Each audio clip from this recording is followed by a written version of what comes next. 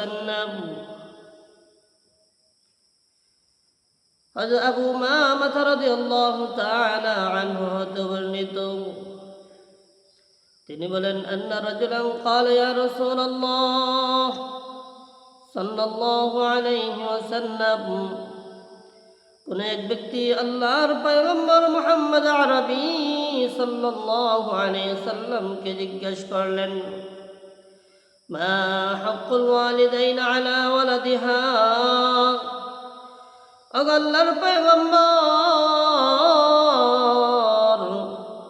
সন্তানের উপর পিতা মাতার কি হক রয়েছে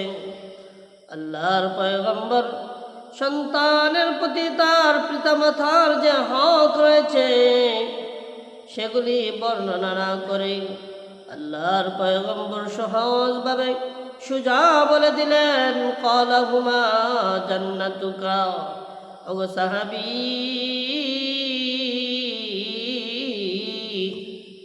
আল্লাহ সুবহানাহু ওয়া তাআলা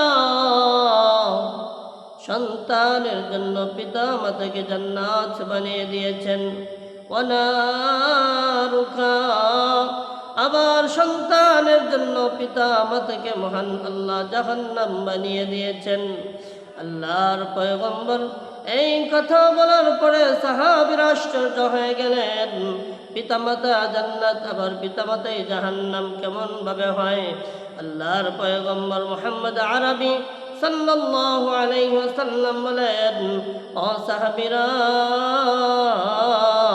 যেই সন্তান মা বাবার সাথে সদা আচরণ করবে সৎ ব্যবহার করবে তাদের সেবা করবে তাদের সঙ্গে সুন্দর আচরণ করবে তাদের জন্য তাদের মা বাবা জান্নাত আর যেই সন্তানেরা পিতামাতার সাথে সদাচরণ করবে না সৎ ব্যবহার করবে না তাদের সঙ্গে কটুর কথা বলবে রাগে কথা বলবে আল্লাহর পয়গম্বর বলেন ওয়ানারুকা ওই সন্তানদের জন্য তাদের পিতা মাতা হইলেন জাহান্নাম অর্থাৎ